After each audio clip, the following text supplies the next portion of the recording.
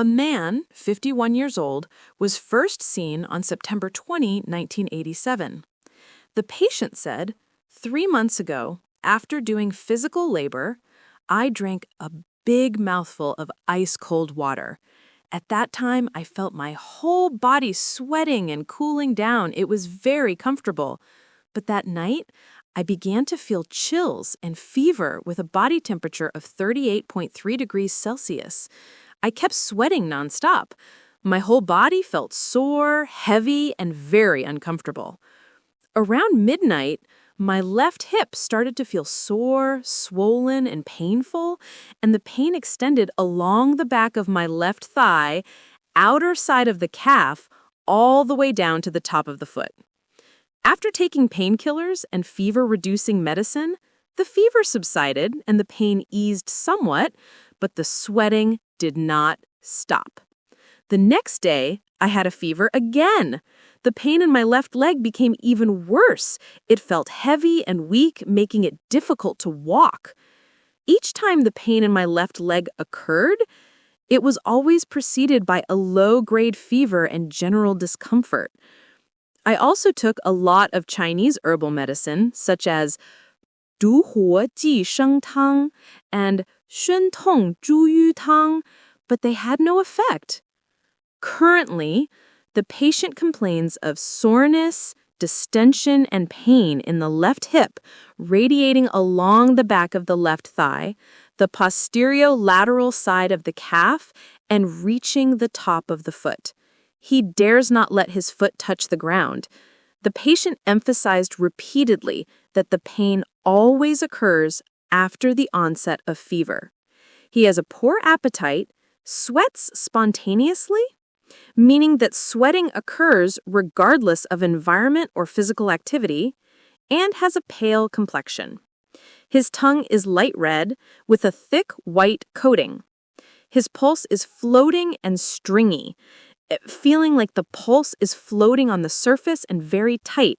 When the doctor pressed the Huán Tiào, which is the UB30 point, and the Chéng Shān, which is also the BL57 points on his leg, the patient felt pain.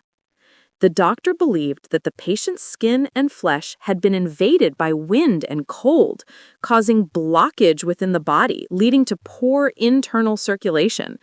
Therefore, treatment should remove the internal obstruction and dispel the external wind cold.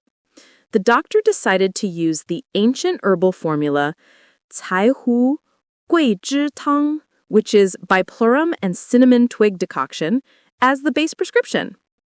Prescription: biplurum root, thighthe, 15 grams, Pinellia tuber, 半夏, 12 grams, Scutellaria root, Huangqian, 10 grams, Codonopsis root, Dangshen, 15 grams, Astragalus root, Huangxi, 12 grams, cinnamon twig, guizhi, 15 grams, white peony root, baishao, 20 grams, honey-fried licorice root, 炙甘草, 6 grams, fresh ginger, shengjiang, 3 slices, and jujube fruit, 大枣, 5 pieces. These herbs were combined and decocted into a soup to be taken in 2 doses per day. After taking the medicine for the first day, the patient felt significant pain relief. At the second visit, the doctor prescribed 5 more days of the same formula. After finishing all the medicine, the symptoms completely disappeared and the patient was fully recovered. Notes. Number 1. 独活寄生汤 and 宣痛猪鱼汤 are modern herbal prescriptions. Number 2. 太湖桂枝汤 is an ancient herbal prescription. Number 3. Huán Tiào GB30 and Chéng Shān BL57. These are specific names within traditional Chinese medicine. The acupoint is a TCM term for a specific site that functions as a junction point, access door, or vital hub where qi gathers.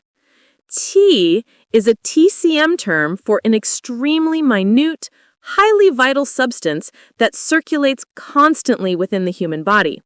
This includes the T of breathing. T drives and stimulates various physiological activities in the human body. The cessation of its movement signifies the end of life. Some substances in the human body are constantly present, yet invisible, and some even exist only when the human body is alive, such as the T of breathing. Questions for thought. Number 1. The case says the patient began to feel chills and fever at night. The doctor did not explain why this occurred. Can you think about why the chills and fever began at night? Number 2. The patient repeatedly emphasized that the pain occurred after fever. What is the difference in disease mechanism between pain occurring after fever and pain occurring simultaneously with fever? Number 3. The patient said, "I dare not let my foot touch the ground." When the foot does not touch the ground, the pain is reduced. Why might that be? Number 4. The patient said that 3 months ago, June 20, 1987, after labor, he drank a large mouthful of ice water and felt cool and comfortable. But that night, chills, fever, sweating, soreness, heaviness appeared. From the change in symptoms afterward, no more chills or thirst, but sweating, fever, followed by pain and heaviness. Can you observe the shift in the disease mechanism? Also consider, did the illness really begin at night, as the patient said,